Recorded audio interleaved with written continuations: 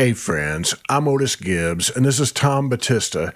He's going to tell you a great story about the unlikely string of events that led to his career in the music business. There was a record store here. It's still here, Karma Records. I can't think of the owner's name, but a friend of mine that I went to high school with was hanging out with them, and they were producing a festival out at Raceway Park. The court in that county got an injunction, or some attorneys got an injunction against the show because they didn't want all the hippies out in their county. So at the last minute, they had to move it to Busch Stadium, which is our ballpark, in downtown, or 16th Street in Indianapolis. And my friend that I went to high school with called me and said, "Hey, we have to move this show to the stadium, but we only get it at noon on Friday. And it usually takes 3 days to set it up." And he asked if I could come down and help. And so I happened to be in town, and I have a pickup truck, and I have tools. I'm kind of a competent guy that way.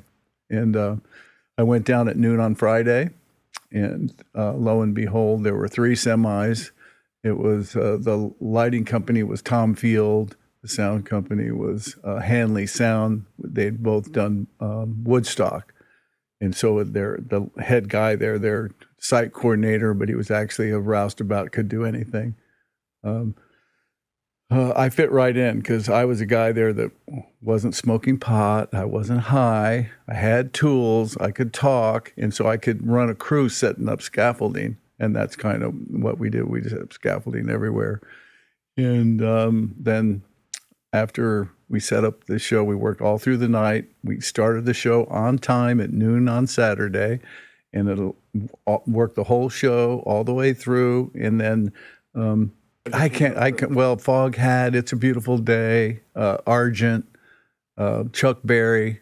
And Chuck Berry really kind of amazed me because he refused to go on stage unless they gave him, I can't remember if it was $5,000 in cash or $10,000, whatever it was.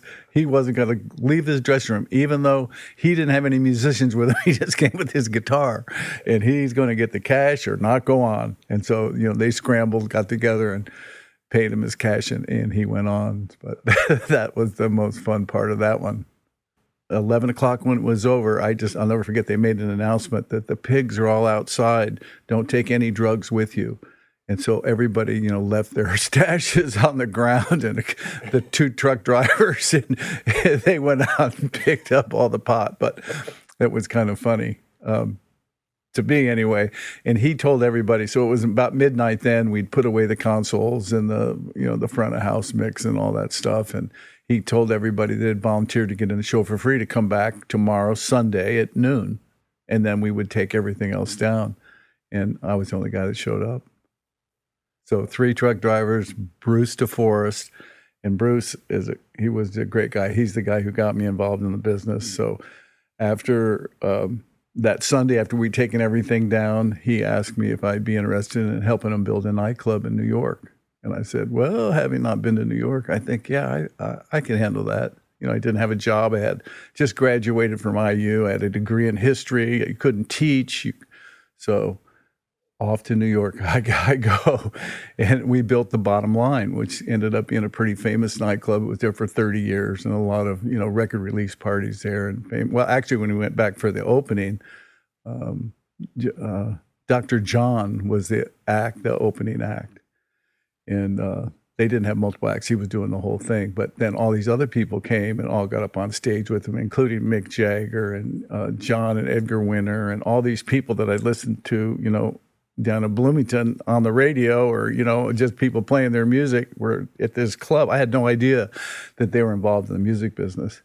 When they introduced me to the audience as the builder of this club. And I go, oh, wow. So it was Alan Pepper and Stanley Sanowski, and they owned it, and they had managed the Gertie's Folk Village, or the Folk Village, Gertie's Folk City, I think is what it was called in New York. And they managed that, and then they were going out on their own, of course. So they were really kind of good, stand-up guys. And we got paid in cash. Johnny came by in the dark suit and paid cash, It was a pretty exciting time to be in New York. It took 6 months, so I lived at Bleecker and Bowery for 6 months. in a old barber shop, street level, with a potbelly stove. Now I had built a cabin in Orange County, Indiana, and I heated with wood. And to go to New York City and be able to take scraps of wood home and have a potbelly stove, it's unbelievable. I mean, it was really kind of a great, exciting thing. But anyway, I can't remember what the question was. Stevie Wonder hung out there then for weeks. He was always there, just kind of hanging out.